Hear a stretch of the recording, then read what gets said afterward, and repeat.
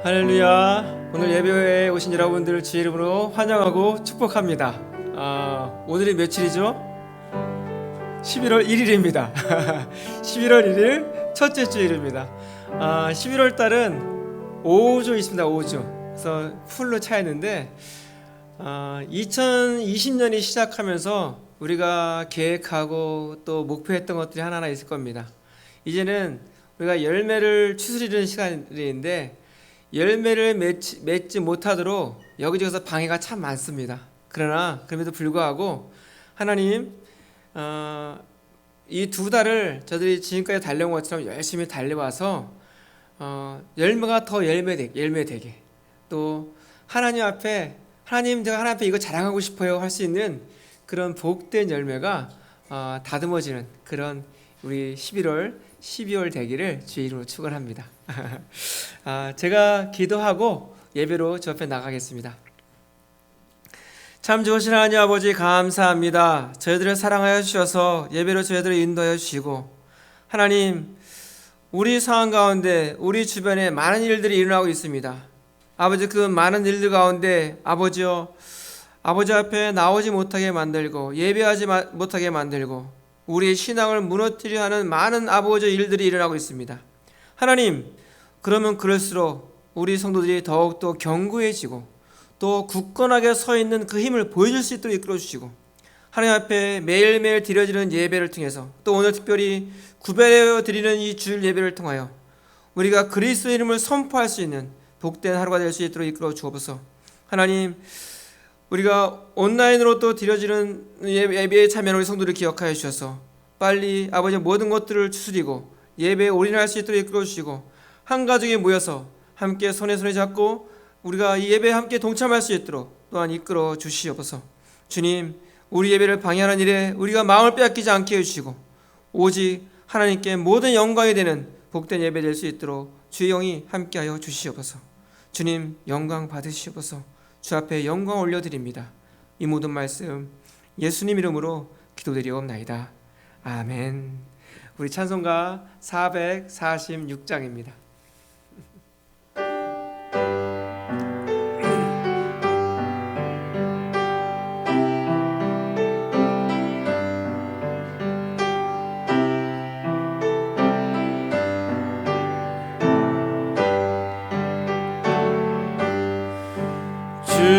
주흠성 외에는 더 기쁨 없도다.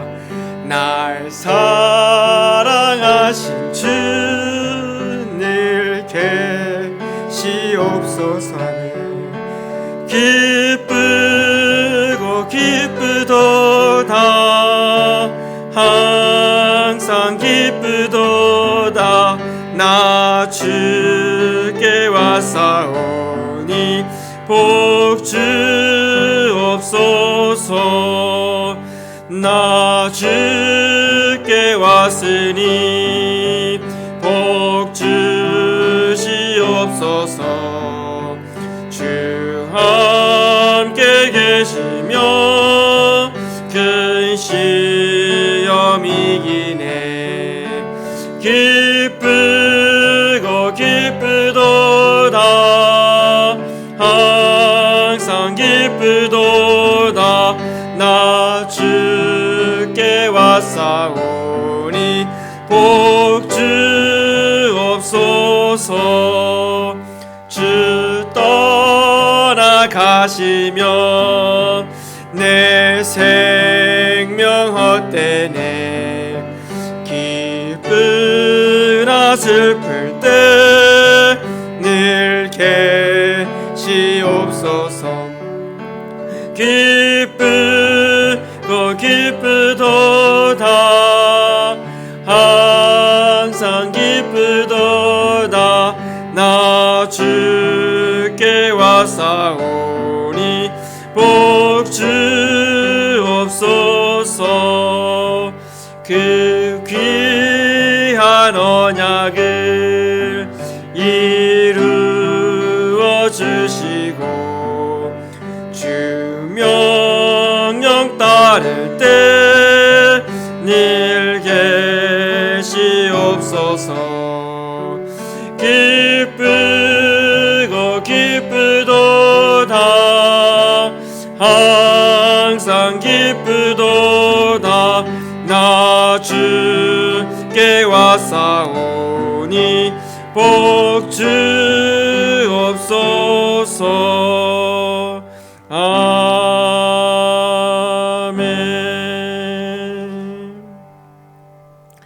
우리 사도신경으로 우리 신앙 고백하시겠습니다.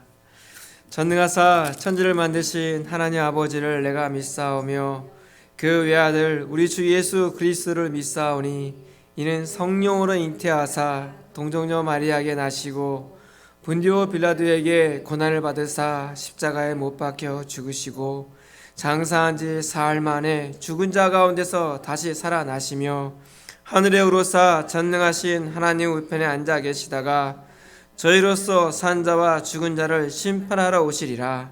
성령을 믿사오며 거룩한 공예와 성도가 서로 교통하는 것과 죄를 사하여 주시는 것과 몸이 다시 사는 것과 영원히 사는 것을 믿사옵나이다. 아멘. 우리 찬송가 445장입니다.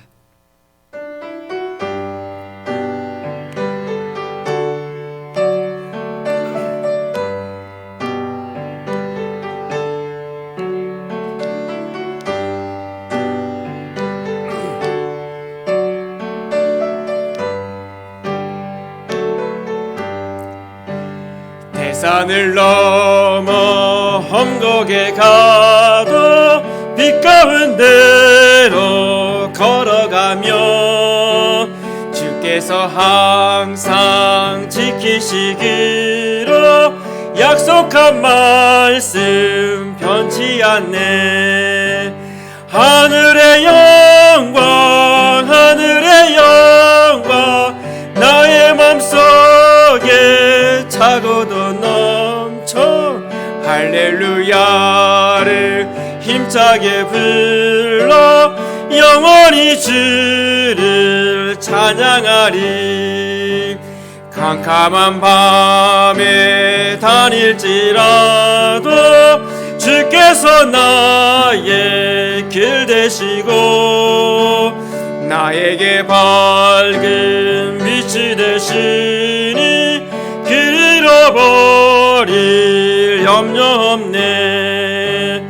하늘의 영광 하늘의 영광 나의 맘속에 차고도 넘쳐 할렐루야를 힘차게 불러 영원히 주를 찬양하리. 광명한 금이 마음에 받아 찬란한 천국 바라보고 할렐루야를 힘차게 불러 날마다 빛에 걸어가리. 아멘. 하늘의 영광 하늘의 영광 나의 맘속에 차고도 넘쳐 할렐루야를 힘차게 불러 영원히 주를 찬양하리. 아멘. 이 시간 우리를 대표해서 우리 최은아 집사님 기도해 주시겠습니다.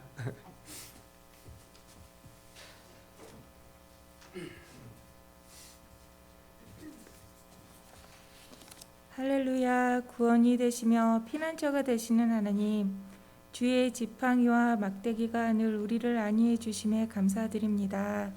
허나 한 주간을 돌아볼 때 은혜와 감사보단 두려움과 염려가 앞섰음을 고백합니다.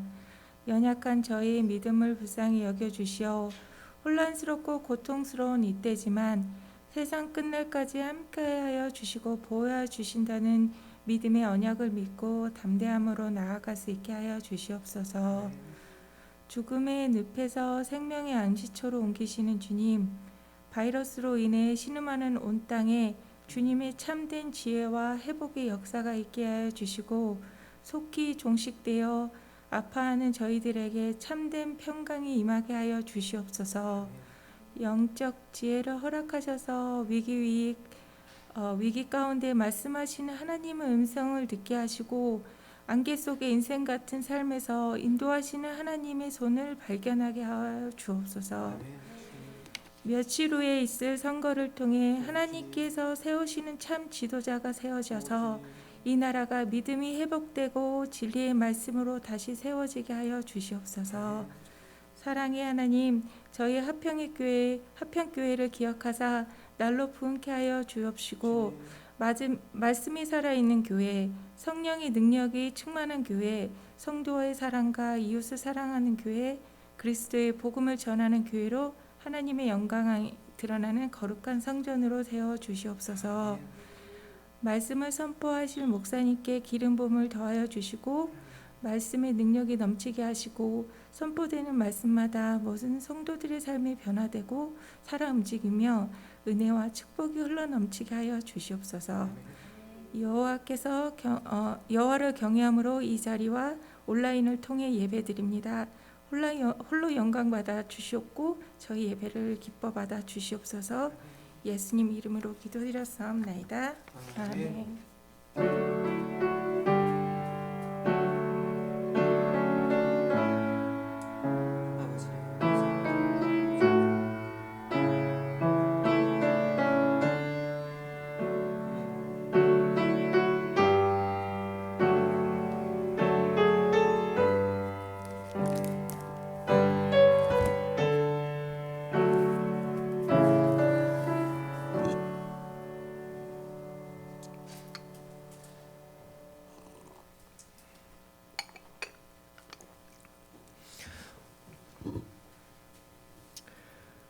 우리 하나님 말씀 받겠습니다. 하나님 말씀 갈라디아서 5장 1절로 6절까지 말씀입니다. 우리 한 목소리로 우리 같이 한번 봉독합니다. 갈라디아서 5장 1절로 6절입니다. 시작. 그리스도께서 우리를 자유롭게 하려고 자유를 주셨으니 그러므로 굳건하게 서서 다시는 종의 멍에를 매지 말라. 보라, 나 바울은 너희에게 말하노니 너희가 만일 할례를 받으면 그리스도께서 너희에게 아무 유익이 없으리라. 내가 할례를 받는 각 사람에게 다시 증언하노니 그는 율법 전체를 행할 의무를 가진 자라. 율법 안에서 의롭다함을 얻으려 하는 너희는 그리스도에게서 끊어지고 은혜에서 떨어진 자로다. 우리가 성령으로 믿음을 따라 의의 소망을 기다리노니 그리스도 예수 안에서는 할례나 무할례나 효력이 없으되 사랑으로서 역사하는 믿음뿐이니라. 아멘. 어젯밤에 날씨가 좋아서 저녁 때쯤에 선셋을 보려고 제가 페어헤븐 밑에 있는 블루버드 팍 말고 페어헤븐 쪽 그 밑에 있는 그 바닷가를 한번 갔는데 거기서 반가운 얼굴을 봤어요. 우리 이정민 집사님하고 에스더하고 에녹이가 거기 있는 거예요. 그래서 얼마나 반갑던지 서로 하려고 같이 선셋을 봤는데 생각지도 못한 만남들이 또 기쁨이 있어요. 그렇죠? 왜 반가운 얼굴들이 또 이렇게 생각지도 못한 곳에 만났을 때 그런 감사가 있어요. 왜 그럴까요? 교인이기 때문에, 또 한 지체이기 때문에 더 기쁨이 있어요. 그래서 하나님께서 우리의 삶 속에 그런 부분들이 항상 숨어 있어요. 우리가 그런 부분들을 잘 놓치지 않았으면 하는 마음이 있어요. 우리가 지난 주일날 갈라디아서 5장 1절 말씀을 2주에 걸쳐서 말씀을 나눴어요. 제가 2주에 걸쳐서 5장 1절 말씀을 전한 이유가 어떻게 보면 갈라디아 말씀의 핵심 구제를 할 수 있는 부분이 5장 1절이에요. 1장부터 4장까지 말씀을 쭉 최종적으로 한번 딱 정리해 주는 그 말씀이 5장 1절이에요. 그리스도께서 우리를 자유를 주셨대요. 그래서 우리가 굳건하게 서 있으래요. 그리고 다시는 종의 멍에를 매지 말래요. 그러면서 하나님께서 말씀하시는 거예요. 그러면 다시는 종의 멍에를 매지 말라고 할 때 어떤 근거가 있을까요? 그 이유는 복음 아래서 자유와 율법을 우리가 이미 얻었기 때문에 그래요. 그렇죠? 우리가 복음이 우리에게 들어옴으로 인해서 내가 자유와 또 해방을 얻게 되었어요. 그리고 이 자유와 해방을 누가 주신 거예요? 예수 그리스도를 통해서. 주님께서 허락하신 거예요. 그러기에 이 복음이 또 주님께서 우리에게 허락하신 자유가 있을 때 우리는 어떤 의무가 있냐면 굳건하게 서 있을 의무가 있는 거예요. 자, 그러면서 2절부터 6절까지 두 종류의 신앙인에 대해서 얘기하고 있어요.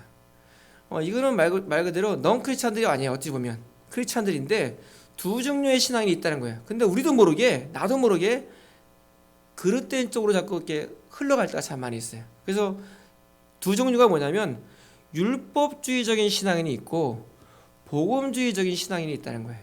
그래서 2절부터 4절까지는 율법주의적인 신앙인의 모습이 무엇인지를 쭉 이야기하고 있고 5절에서 6절은 복음주의적인 신앙인의 모습이 무엇인지를 이야기하고 있어요. 그러면서 강조하는 것이 무엇이냐면 다시 1절로 다시는 종의 멍에를 매지 않고 굳건히 서기 위해서는 어떻게? 율법주의적인 신앙인이 아니라 복음주의적인 신앙의 걸음을 그 삶의 방향을 놓치지 않을 때 그게 가능하다는 것을 다시 한번 강조하는 거예요. 자, 그러면서 갈라디아 지역에 이들에게 하나님을 알지 못하고 예수 그리스도의 복음이 없었던 곳에 바울이 예기치 않게 생각지도 않게 계획이 없던 갈라디아 지역을 가게 됐어요. 그래서 거기서 복음을 전했는데 웬걸 그 복음이 그들의 심령 가운데 들어가서 그들이 복음을 영접하고 그 하나님을 영접한 거예요. 그리스도를. 거기 기쁨이 있었어요. 감사가 있었어요. 그런데 이들이 율법주의적인 신앙으로 빠지게 만들었던 것이 무엇이었어요? 거기에 본토에서 거짓 교사들이 증거가 있는 거예요. 그래서 사도행전 15장 1절에 보면 이런 말씀이 있어요. 어떤 사람들이 유대로부터 내려와서 형제를 가르치되 하면서 너희가 모세의 법대로 할례를 받지 아니하면 어떻게 해요? 능히 구원을 받지 못한다. 이렇게 말한 거예요. 그런데 그 말이 이 갈라디아 지역에 있는 사람들에게는 그것이 설득되었어요. 그렇지 뭐 믿음으로만 딱 구원받기는 뭔가 좀 그런데 내가 뭔가 좀 해야지. 그렇죠?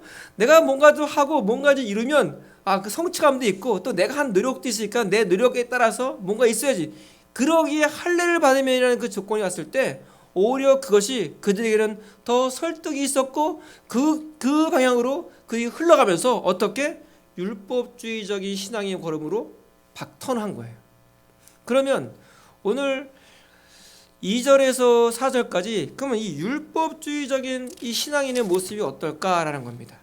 2절에 보면요. 보라 나 바울은 너에게 말하노니 너희가 만일 할례를 받으면 그렇죠? 그리스도께서 너에게 아무 유익이 없다.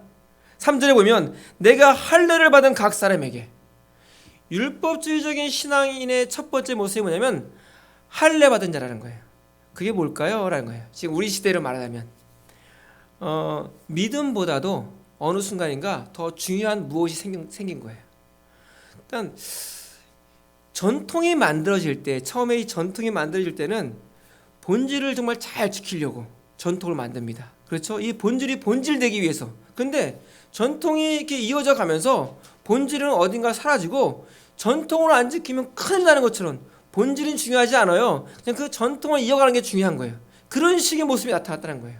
그리고 믿음으로만이 뭔가 부족하니까 나만의 어떤 특별한 뭔가가 있어야 돼요. 한번 생각해 보세요. 여러분 우리 신앙생활이 2020년도를 이렇게 돌아보면서 멀리 가면 다 잊어버리니까 못하고 2020년도 돌아가면서 나의 신앙생활이 어떤 것 같아요? 마치 다람쥐 쳇바퀴에 돌듯이 월요일부터 주일까지 월요일부터 열심히 일하고 뭐 움직이다가 주일 되면 예배 참석해서 또 예배 드리고 뭐 이런 삶들이 계속 반복되어졌어요. 마치 그냥 똑같은 삶인 것 같아요. 그런데 그러면서 어떤 유혹이 있냐면 이게 뭔가 좀 밋밋한 것 같고 뭔가 여기서 오는 또 우리가 흔히 말하는 이 권태기 같은 게 오기 시작하고 뭔가 좀 익사이팅한 뭔가 좀 화끈한 뭔가 삶 속에 뭔가 좀 획기적인 뭔가 이런 것들을 기대하는 거예요. 그러니까는 가끔가다 그 필요할 때라서 뭐 부흥회도 열기도 하고 뭐 은사 집회도 열기도 이래요. 필요해요. 좋아요. 근데 문제는 한번 그런 맛을 딱 보면서 예를 들어서 어떤 은사 집회에 갔어요. 와, 못 보던 게 막 보여지는 거예요. 못 보던 일이 막 일어나는 거예요. 그 다음부터 이 예배가 너무 보링한 거예요. 우리가 매주마다 드려지는 이런 예배가 너무 이게 약해 보이는 거예요. 거기 가봐라. 사람들이 으쌰하고 말씀도 그렇고 막 거기 능력이 막 나타나고 좋지 않냐? 갑자기 그런 쪽으로 치닫고 뭔가 나한테도 뭔가 특별한 일이 막 일어나기 시작하는 거예요. 뭐 내 나름대로 특별한 증거들이 나타나기 시작하고 뭔지 모르는 능력도 나타나고 나도 환상도 보기 시작하고 예언도 하기 시작하고 또 방언도 하기 시작하고 막 특별한 일들이 나타나기 시작하는 거예요. 우리가 이런 특별한 일들은 하나님이 왜 주셨을까요? 하나님의 은사예요. 선물이에요. 왜 선물을 주셨을까요? 복음이 복음되게 하기 위해서. 우리의 믿음이 더욱더 성숙하게 해주신 건데 아차하는 순간에 그 믿음은 다 땅에 놓고 그것을 쫓아가는 거예요. 성경에 보면 금식을 하라고 그래요? 하지 말라고 그래요? 하라고 그래요. 금식은 굉장히 중요한 거예요. 금식을 왜 해요? 다이어트 하려고? 아니잖아요. 금식하는 이유가 있어요. 금식한다는 거 말하면 뭐냐면 한마디로 말하면 죽음을 각오하는 거예요. 여러분 밥 안 먹으면 죽는 거예요. 근데 그 밥을 끊는 거예요. 왜? 죽음을 각오하고 내가 하나님께 나가겠다는 거예요. 내가 죽음을 각오하고 세상의 소리를 듣지 않냐고 내가 하나님의 음성을 듣겠다는 그런 의미예요.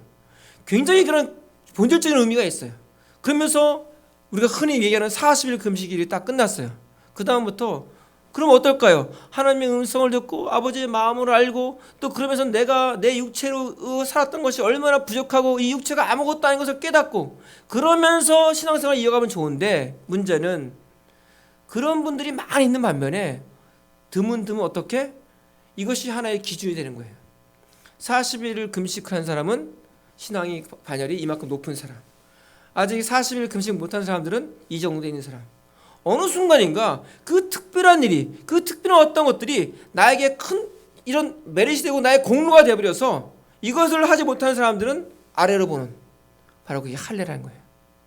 그러니까 할례를 받는다는 의미는 뭐냐면 내가 좀 괜찮은 거예요. 내가 뭔가 열심히 있는 것 같은 거예요. 나의 인격도 괜찮은 것 같고 뭔가 좀 특별한 표적도 있는 것 같은 거예요. 그걸 쫓아가는 거예요.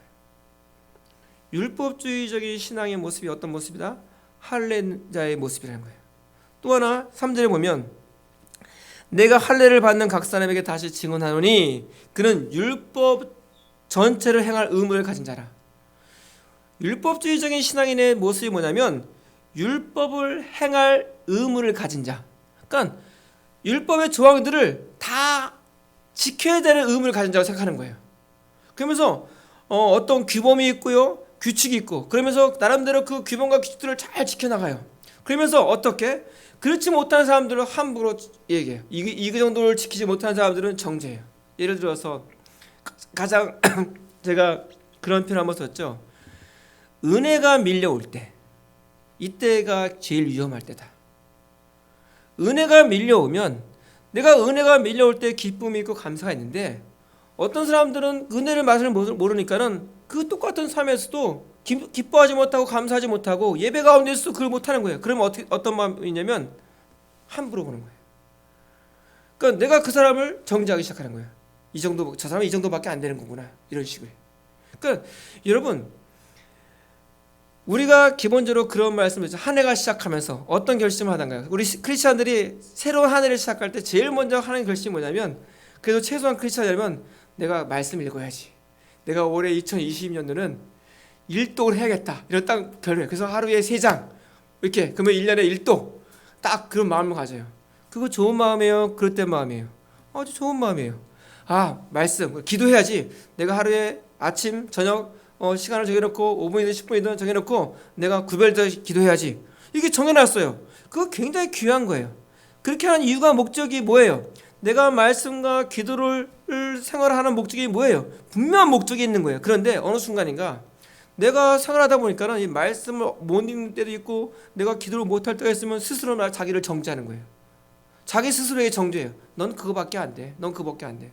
또 그러면서 그걸 또 잘해 나가요. 그러면 그렇지 못한 사람들을 또 그 규범대로 어기지 못하기 때문에 저 사람 말씀도 안 읽어, 저 사람 기도도 안 해, 정죄하는 거예요. 여러분 가만히 보세요. 율법을 행할 의무를 가진 자들이 가만히 보면 율법을 다 지킬 수 있을까요? 못 지킬까요? 율법을 지키는 이유는 뭐냐면 우리 인생이 율법을 지키지 못한다는 것을 알기 위해서 율법을 허락하신 거예요.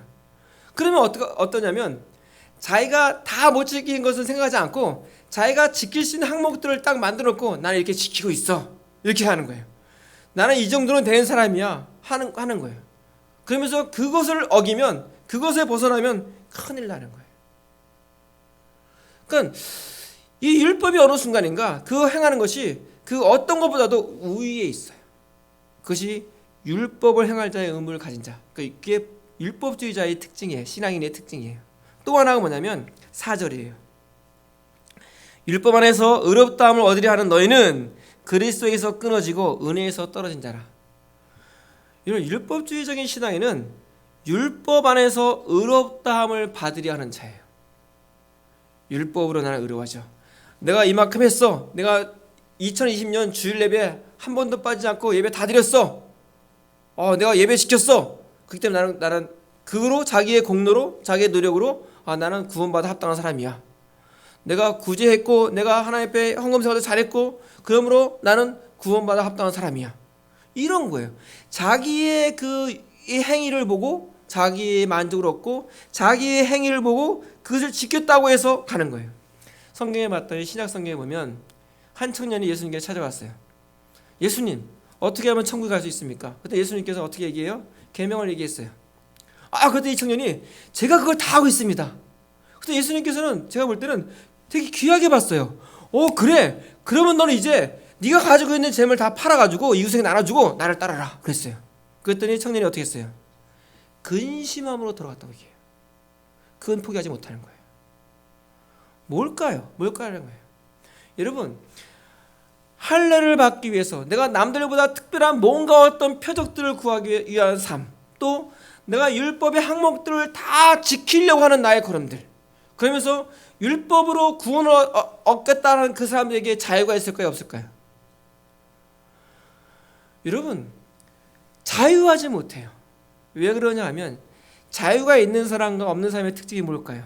자유가 있는 사람은 넉넉해요. 자유가 없는 사람은 민감해요. 자유가 있으면, 이 참 자유가 있으면 어떠냐면, 참 자유가 있으면 누구를 대하든 편안하게 대하고 어떤 일이 있어도 내가 내 감정에 따라서 움직이지 아니하고, 참 자유가 있는 사람들은 거기에 은혜가 흘러가요. 근데 이 자유가 없는 사람은 민감해요. 그래서 당신 이런 사람이니까 난 당신과 교제하지 않아. 정죄하기 시작하는 거예요. 민감해요. 그리고 자기의 이런 제된 모습을 보면 자기 스스로 막 거기에 빠져가지고 헤어나지 못하는 거예요. 나름대로 말씀을 지키려고 율법을 지키려고 애를 쓰는데 거기에 자유가 없어요. 성경은 이런 사람들에게 두 가지를 경고해요. 2절에 봤더니 그리스도께서 너희에게 아무 유익이 없다.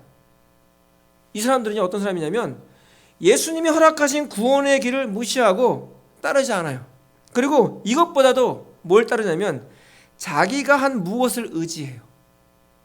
자기가 살아온 공로, 자기가 살아온 업적, 자기의 살아온 어떤 자기의 인격, 자기의 의, 예수님 필요 없는 거예요. 또 하나의 그 경고가 뭐냐면 4절에 보면 그리스도에게서 끊어지고 은혜에서 떨어진다 이게요. 그 말은 뭐예요? 그리스도에게서 끊어지고 은혜에서 떨어지면 어떤 결과가 일어나요? 생명의 공급이 없는 거예요. 생명의 공급이 없다는 것은 곧 죽음이에요. 고혈압 환자가 있었어요. 혈압이 너무 높아요. 그럼 어떻게 해야 돼요?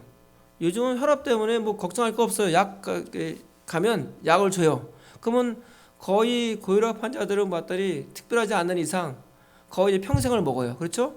평생을 먹기만 하면 돼요. 뭐 그것도 뭐 이만큼 먹는 것이 아니라 알약 하나씩 열심히 먹으면 돼요. 근데 이 사람이, 이 고혈압 환자가 이 약을 안 먹는 거예요. 하루, 일주일, 2주일, 한 달.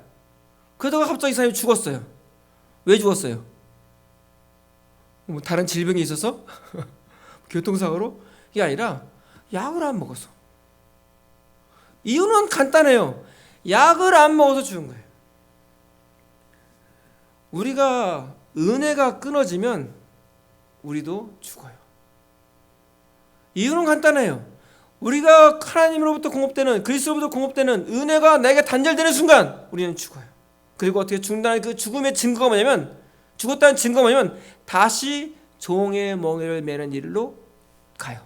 그게 내가 죽어가고 있다는 증거예요. 이게 교회 생활이에요. 교회 생활은 뭐냐면, 교회는요 구원받기 위해 교회 가는 게 아니에요. 궁극적으로 보면, 어찌 보면 그런 사람도 있지만 대부분 어때요? 다 구원받은 사람이 와요. 그러면 교회는 어떤 거냐? 자기의 신앙의 건강을 유지하고, 그렇죠?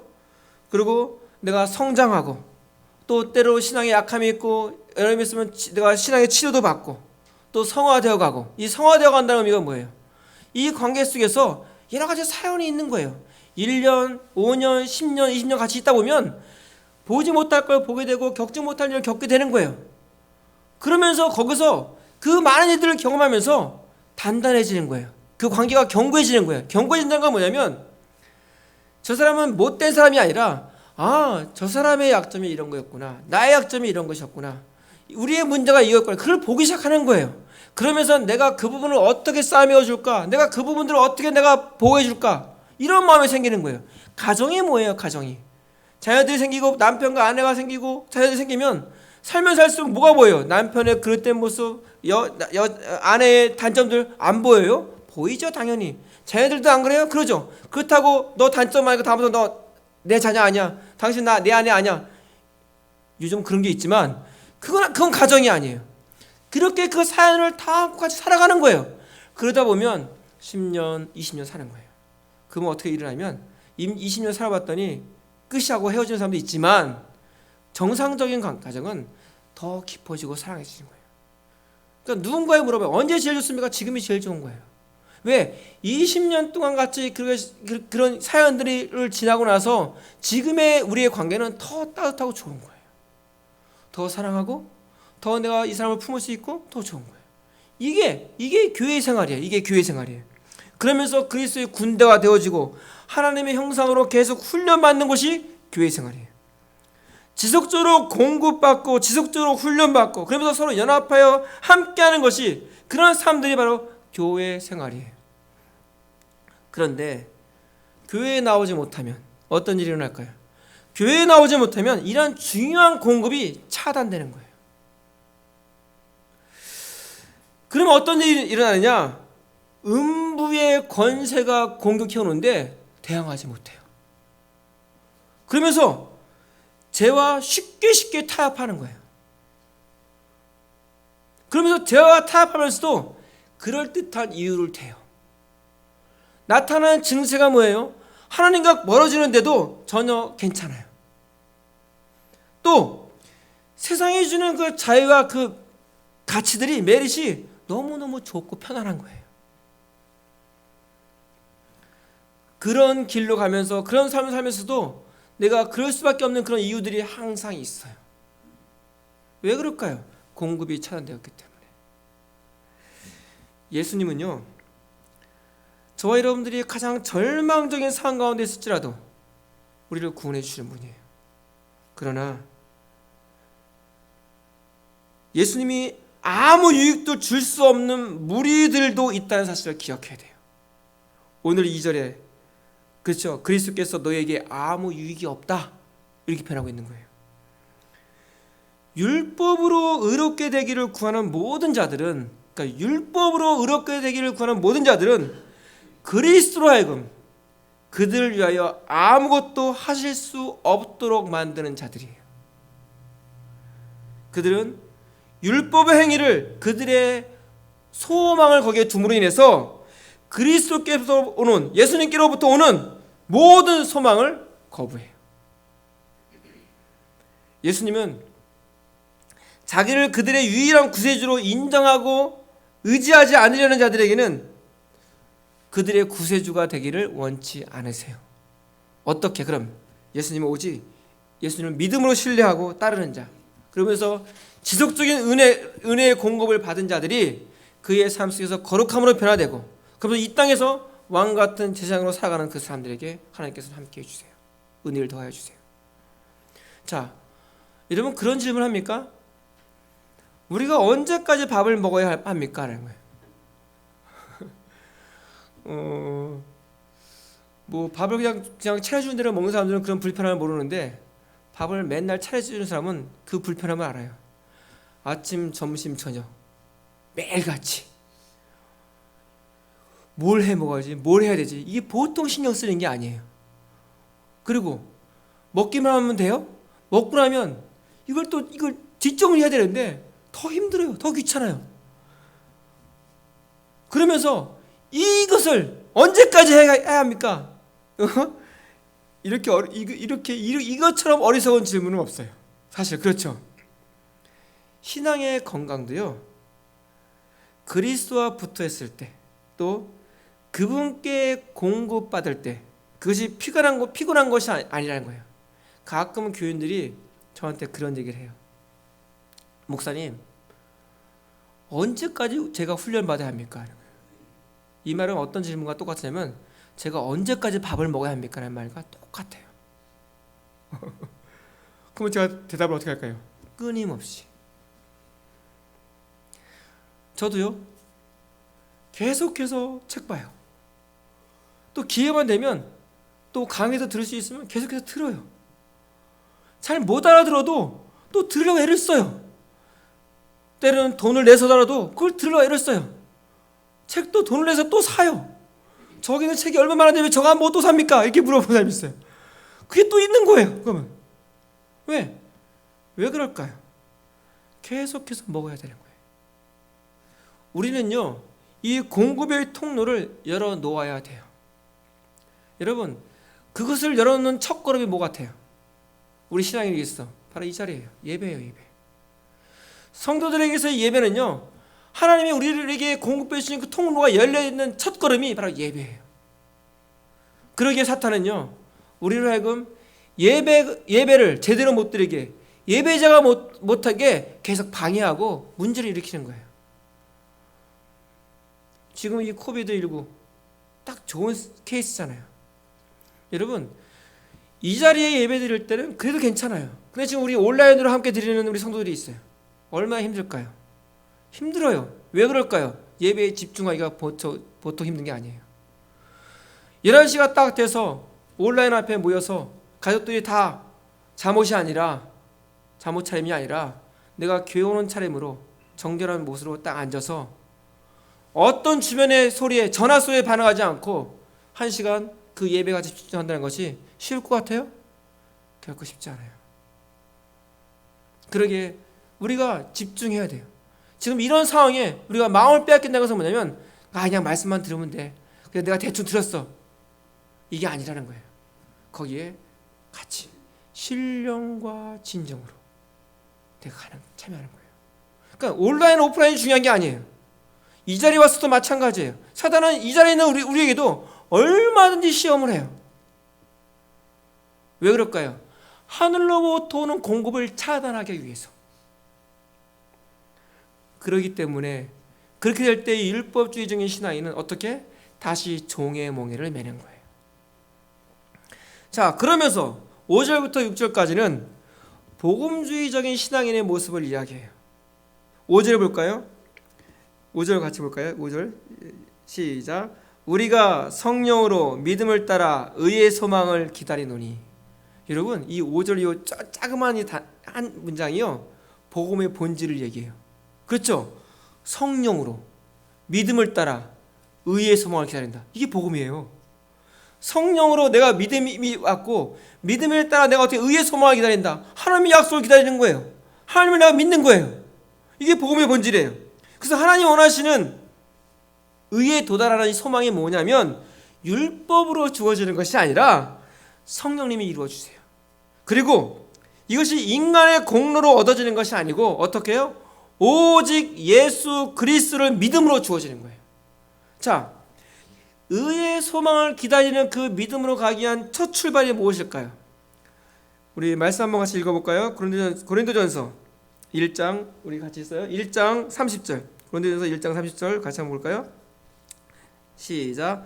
너희는 하나님께로부터 나서 그리스도 예수 안에 있고 예수는 하나님께로부터 나와서 우리에게 지혜와 의로움과 거룩함과 구속함이 되셨으니. 여러분 보세요. 성령으로 예수님이 나의 무엇이 되냐면 지혜와 의로움과 거룩함과 구속함이 되었대요. 이것이 바로 신앙의 출발이에요. 우리가 출발할 때는 내 힘으로 할 수 없어요. 내 힘으로 하는 것이 아니라 어떻게 해요? 그리스도가 나의 지혜가 되어지고, 그리스도가 나의 의가 되어지고, 그리스도가 나의 거룩함이 되어지고, 그리스도가 나의 구속함이 되는 거예요. 이렇게 해서 우리의 신앙이 출발되는 거예요. 자, 그러다가 우리가 성숙해지는 거예요. 성화되는 거예요. 자, 고린도후서 5장 21절 같이 한번 읽어볼까요? 시작.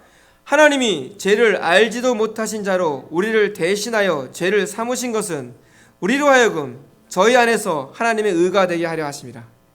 여러분 보세요. 이제 우리가 하나님의 의가 되게 되는 것이래요.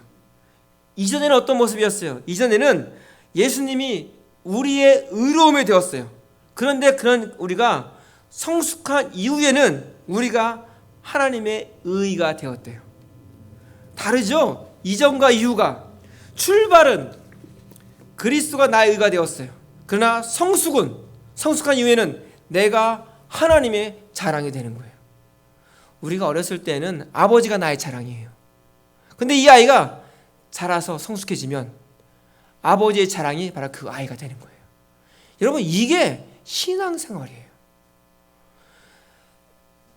내가 하나님에게 의가 되었다는 것이에요. 내가 자랑. 이것이 성숙이고 성화의 길이에요. 그러면 이 신앙의 출발에서 이 신앙의 성숙으로 갈까 이런 과정이 있는 거예요. 자, 로마서 5장 1절 2절 우리가 또 한번 읽어보죠. 시작. 그러므로 우리가 믿음으로 의롭다 하심을 얻었은즉 우리 주 예수 그리스도로 말미암아 하나님으로 더불어 화평을 누리자. 또한 그로 말미암아 우리가 믿음으로 서 있는 이 은혜에 들어감을 얻었으며 하나님의 영광을 바라고 즐거워하느니라. 여러분 보세요. 어떻게 하면 그리스도가 나의 의였던 수준에서 내가 그리스도의 의가 되는 하나님의 자랑거리가 되는 수준이 되느냐 하는 그 과정을 처음 시작이 어떻게 되면 5장 1절에 믿음으로 의롭다 하심을 받았다. 이게 뭐예요? 칭의. 그렇죠? 그랬더니 어떻게 됐어요? 하나님과의 관계가 회복되었어요. 그 증거가 뭐야? 하나님과 화평케 되었다. 하나님이 나를 의롭게 여겨주셨대요. 그랬더니 뭐가 이루어지냐면 관계가 회복되는 거예요. 누구와의 관계도 아니고 하나님과 나의 관계가. 그전에는 원수 관계였어요. 감히 하나님께 근접할 수 없는 관계였어요. 그러나 그리스도의 죽음으로 인해서 내가 나를 의롭게 만들어 주셨더니 내와 하나님과의 관계가 의롭게 돼서 내가 하나님을 어떻게 부를 수 있어요? 아빠, 아버지라고 부를 수 있는 거예요. 자, 그런 다음에 2절에서 우리가 믿음으로 서 있는, 믿음으로 서 있다는 것이 뭐예요? 이게 이 성화의 과정을 가는 거예요. 어떤 경주든 어떤 사면장이든 내가 믿음에서 떠나지 않는 거예요. 그랬더니 그 믿음으로 서 있는 이 은혜에 들어감을 얻으며, 이게 어떤 의미냐면 내가 믿음에 서 있으면 하나님의 은혜가 계속해서 나를 지원한다는 거예요. 우리가 은혜의 보좌에 무시로 들어들면서 공급이 결코 끊어지지 않는다는 거예요. 밥을 죽을 때까지 몇 번이나 먹을까요? 이것을 헤아리는 사람처럼 바보가 없어요. 그냥 밥은 매일 먹으면 되는 거예요. 매일 먹으면. 은혜의 공급도 마찬가지예요. 근데 어떤 사람은 밥이 부담될 때가 있어요. 그러면 어떻게 얘기해요? 억지로라도 먹으려 돼요. 그런 사람이 어떤 사람이에요? 아픈 사람들. 그렇죠? 몸이 아팠더니 입맛이 딱 사라지고 아무것도 못 먹어요. 그러면 몸은 새어지는데 뭐 약도 안 받고, 그러니까 먼저 억지로라도 먹어야 돼요. 그래서 우리가 흔히 이런 말을 해요. 언제까지 훈련을 받고 언제까지 은혜의 공급을 받아야 되나요? 라고 묻는 사람들은 어떤 사람? 환자예요. 병들어 있기 때문에요. 그래서 억지로라도 훈련을 받아야 되고, 억지로라도 은혜의 공급을 받을 그 자리에 억지로라도 나와야 돼요. 그러다 보면 나중에는 이것이 어떻게 해요? 그냥 자연스럽게 안 먹으면 안 되는 것으로 끊임없이 먹게 되는 거예요. 믿음으로 서 있는 이 은혜의 영역 안에 우리가 들어감을 얻었기 때문에 이제는 그 사람이 어떻게? 하나님의 영광을 기대하고 하나님의 영광을 바라고 즐거워할 수 있는 거예요. 그러니까 우리가 이 도달할 결과, 그 마지막이 뭐냐면 하늘의 영광이에요. 우리가 아까 찬양했잖아요. 하늘의 영광, 하늘의 영광, 나의 맘속에 차고도 넘쳐 할렐루야를 힘차게 불러 영원히 주를 찬양하리. 아멘, 아멘. 우리가 기다리는 것은 하나님의 영광이에요. 바로 하나님의 영광이 우리의 마지막 꼬린 지점이에요. 왜 그래야 돼요? 은혜의 들어감을 얻었기 때문에. 주님께서 우리에게 은혜를, 우리를 위해서 계속 공급해 주시니까는 이 은혜가 나를 어디로 계속 밀고 가요? 하나님의 영광의 자리까지 밀고 가는 거예요. 그 과정에서 어떤 일이 있어요? 우리가 삶의 과정에서 넘어지고 쓰러지고 깨지고 뭐 이런 일들이 있어요. 그러면서 하루, 1년, 5년, 10년 그러면서도 믿음을 지키려고 끙끙거리고 그리고 하나님께 붙어있으려고 애를 쓰다 보면 어느 순간인가 나의 믿음이 성숙해져서 나의 의가 하나님의 자랑이 되어지는 그런 모습으로 조금씩 자라가고 있는 거예요. 여러분, 교인들이 한 교회에 최소한 10년, 20년 붙어있으면 변화가 돼야 안 돼요. 또 어떤 분은 나하고 어떤 분이 그분 한 20년인데 변화된 거 못 봤다. 맨날 그분과 싸우고 있다. 그러면 왜 변화가 안 될까요? 붙어있지 않기 때문에 그래요. 붙어있지 않다는 의미는 뭐냐면 구경꾼으로 있기 때문에 그래요. 지체로 있지 않냐고 가족으로 있지 않기 때문에 변화가 없는 거예요. 한 지체로 한 가족으로 있다면 변화될 수밖에 없어요. 거기서 어떤 일이 있어요? 10년, 20년 있다 보면 좋은 점만 있고 웃는 모습만 있는 것이 아니라 거기 어떤 모습도 봐요. 아까 이야기했지만 서로 안 좋은 모습도 또 이상한 소리도 듣기도 하고 이상한 모습도 보게 되고 그러면서 다툼도 있고 여러 가지 일들이 있어요. 그러면서 관계들이 더욱더 돈독해지고 그러면서 관계가 더욱더 좋아지는 거예요. 그러면서 사랑이 어떻게 해요? 더욱더 견고해지는 거예요.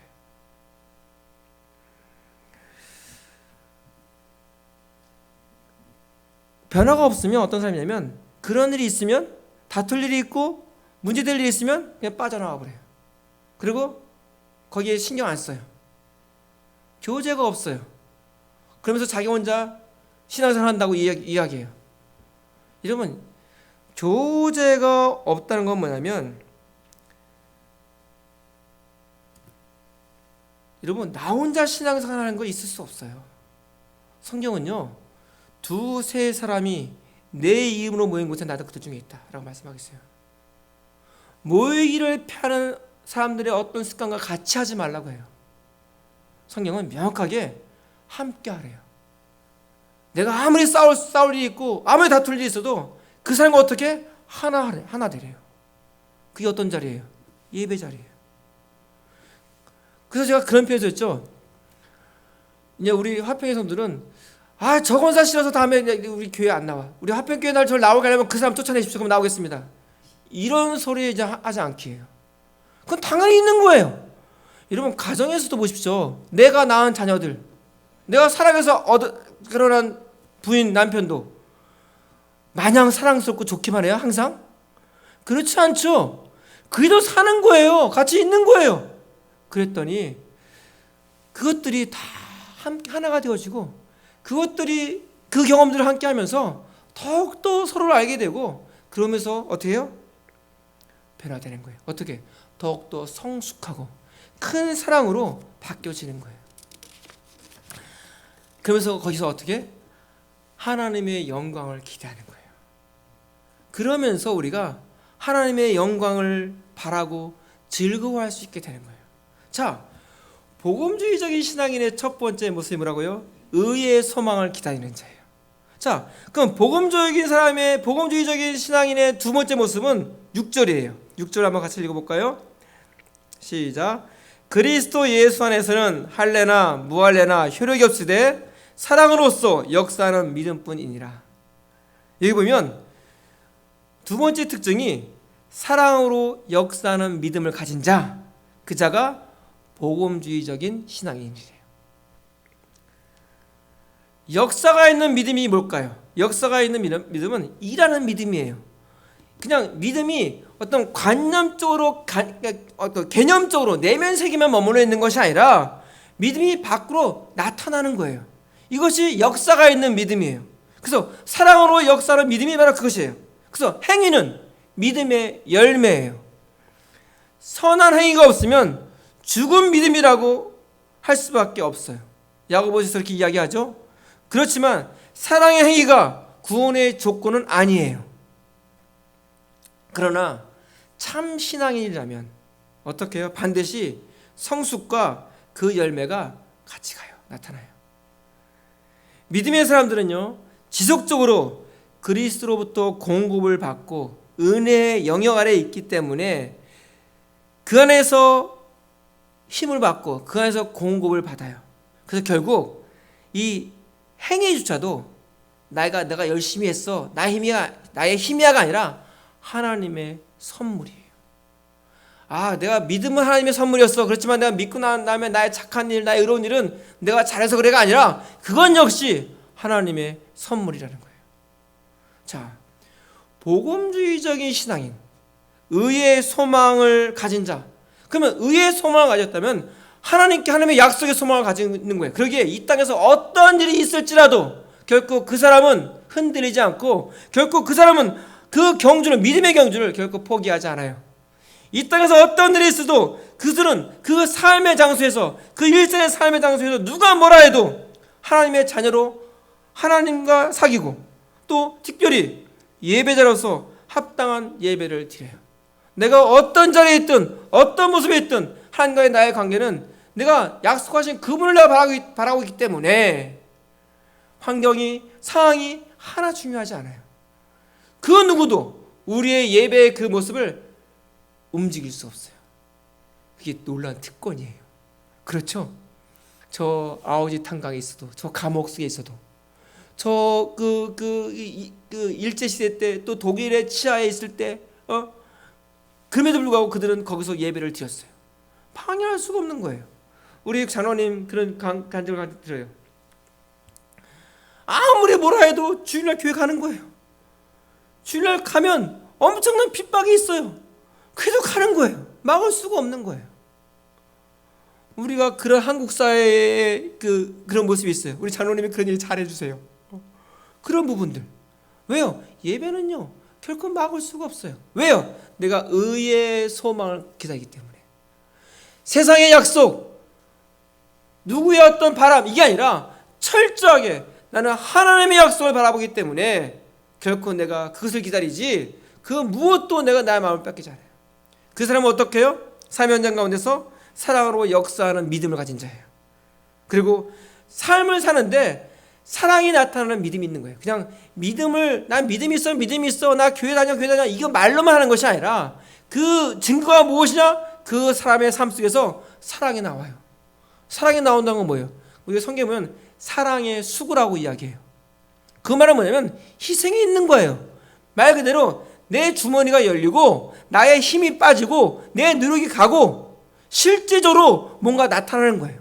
아무것도 없이 너 사랑해 이게 아니라 그 사랑하기 위해서 내가 어떤 제목이 없으면 내가 그 사람과 함께하는 시간들을 내기도 하고 또 그 사람이 무거운 걸 못 들면 내가 들어주기도 하고 내가 잘은 못하지만 또 조그만 걸 할 줄 아는 거 있으면 그 사람이 그걸 필요로 하면 그걸 도와주고.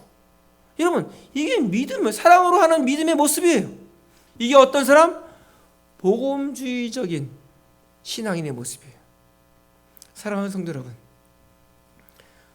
우리 교회 안에는요 율법주의적인 신앙인이 있고 복음주의적인 신앙인이 있어요. 율법적인 신앙으로 갈 때 5장 1절의 말씀, 굳게 서 있지 못하고 다시 종의 멍에를 매는 자리로 갈 수밖에 없어요. 그 사람은 그리스도가 그에게 필요 없게 되어지고 그리스도에게서 끊어지고 은혜가 단절되어져요. 그러나 복음주의적인 신앙인은 의의 소망을 기다리고 사랑으로서 역사하는 그 믿음을 붙잡고 있기 때문에 하나님이 공급하시는 은혜의 영역 안에 그의 삶 속에 언제나 하나님의 은혜가 지속적으로 공급되어지는 그런 삶들을 살아요. 여러분, 그걸 느끼세요? 그걸 아세요? 이게 그리스도인의 모습이에요. 그러기에 이 그리스도인은 어떤 자리에 누구를 만나도 감사할 수 있고, 어떤 자리에서도 기뻐할 수 있고, 항상 감사하고 항상 기뻐하고 항상 기도할 수 있는 이유가 바로 끊이지 않는 여호와 하나님, 하나님의 공급이 있기 때문에 그래요. 그게 누구다? 저와 여러분들이에요. 오늘도 우리가 다시 한번 아차 하는 순간에 나도 모르게 율법주의적인 신앙의 모습을 다시 취할 수가 있어요. 우리는 인생인지라, 연약한지라 그럴 수 있어요. 그럴 때 또 교회에 나와서 또 말씀을 듣고 또 교제하면서 또 같이 관계를 교제하면서 아, 이게 아니구나 깨달으면 다시 한번 하나님께 무릎 꿇고, 하나님, 내가 아차 싶었습니다. 용서해 주세요. 다시 한번 내가 터닝하겠습니다. 도와주세요. 이것이 우리가 교회 생활이고, 이것이 신앙생활이고, 이것이 우리의 관계예요. 오늘도 우리가 이 말씀 안에서 하나님, 내가 율법주의적인 신앙가를 내려놓고 내가 복음주의적인 신앙을 내가 붙잡고, 내가 누구의 약속을 믿는 것이 아니라 하나님의 약속을 내가 붙잡고 가는, 그래서 내 삶 속에서 믿음으로 역사하는, 사랑으로 역사하는 그 믿음이 흘러가는 삶을 살겠습니다. 하나님과 약속하는 그런 복된 우리의 걸음이 되기를 주의 이름으로 축원합니다. 우리 기도하겠습니다. 사랑의 하나님 아버지, 참 감사합니다. 아버지, 뭔가 특별한 일을 하면 이것이 상받을 일인 줄 알았습니다. 뭔가 그걸 잘 지키면 그것이 의로운 줄 알았습니다. 그것이 내가 구원받은 이유였고, 나의 의로운 모습이 그것이 내가 하나님께 인정받는 모습인 줄 알았습니다. 순간순간 사단은 그 유혹을, 그 은혜를 가지고 우리를 유혹하고 하나님을 보지 못하게 만들고 나를 보게 만들고 나의 공의와 나의 자아를 쫓게 만드는 그런 유혹이 있었음을 놓칠 때가 참 많이 있습니다. 아버지여, 우리의 귀가, 우리의 영적인 귀가 열리고 우리의 모든 감각이 하늘로부터 오는 소리의 감각이 열릴 수 있도록 이끌어 주셔서, 아버지, 거짓 증인들의 그 속삭임에 설득당하는 것이 아니라 아버지여, 복음의 소리에 설득되어지고 움직여질 수 있는 저희들 될 수 있도록 이끌어 주셔서, 하나님, 세상에 주는 소망이 아니라 아버지, 하나님의 약속을 붙잡고 가는 그 소망을 기다리는 그런 걸음을 떼게 해주시고, 그 걸음의 현장 가운데서는 사랑으로 역사하는 믿음이 나타날 수 있도록 우리 성도들을 지켜주시옵소서. 지금 어려울 때 그 믿음이 드러나기에 더욱더 좋은 상황입니다. 아버지 하나님, 우리 성도들을 돌보게 하여 주시고, 함께 그들의 약함들을 만지게 해주시고, 또 어떻게 도울지를 고민하게 하여 주시고, 그런 관계들이 계속 이어질 수 있도록 아버지 함께 하여 주시옵소서.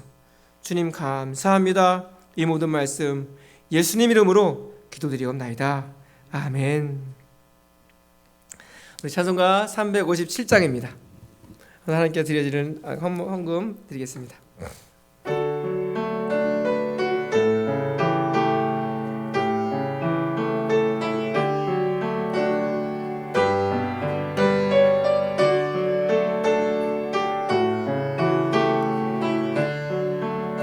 주 믿는 사람 일어나 다 힘을 합하여 이 세상 모든 마귀를 다쳐서 멸하세. 저 앞에 오는 적그를 다 싸워 이겨라. 주 예수 믿는 힘으로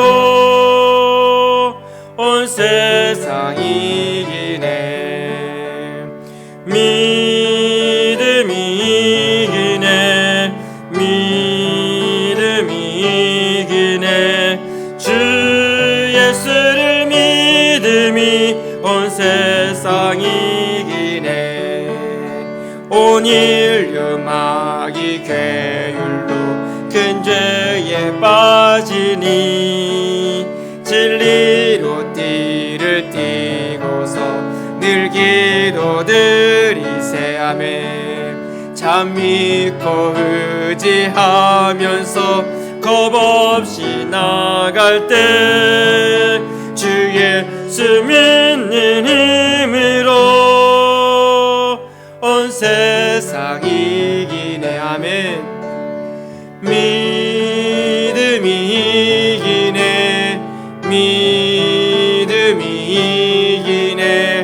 주 예수를 믿음이 온 세상 이기네.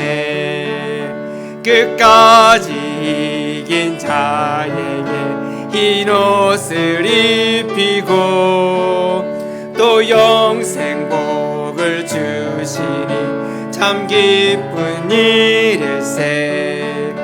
이 어두운 세상 지나서 저 천성 가도록 주 예수 믿는 힘으로 온 세상 이기네. 아멘. 믿음이 이기네. 믿음이 이기네. 주 예수를 믿음이 온 세상 이기네. 하나님 아버지 참 감사합니다. 하나님, 우리 성도들이 세상이 제일 가치 여기는 이 돈에, 이 재물에 마음을 두지 아니하고 하나님의 은혜의 마음을 두어 주 앞에 그 마음을 편하게 하시는 하나님 감사합니다. 아버지, 우리 성도들 아버지 하나님의 은혜를 결코 놓치지 않게 해주시고 하나님께서 은혜로 허락하신 이 재물들을 은혜롭게 사용할 수 있도록 이끌어 주시고 그 손을 통하여 하나님 그 무엇보다도 생명이 사라지는 그런 손이 될 수 있도록 이끌어 주시고 이 제단이 될 수 있도록 여호와여 인도하여 주옵소서. 이제는 우리 주 예수 그리스도의 은혜와 하나님 아버지의 그 크신 사랑과 성령님의 보호하시고 인도하시고 교통하심의 은혜가 이제는 다시는 율법주의적인 신앙의 길을 가는 것이 아니라 이제는 오직 복음주의적인 신앙의 길을 가고자 소망하는 결단하는 우리 성도들의 걸음걸음 그 중심 위에 이제로부터 영원토록 함께 있을지어다. 아멘.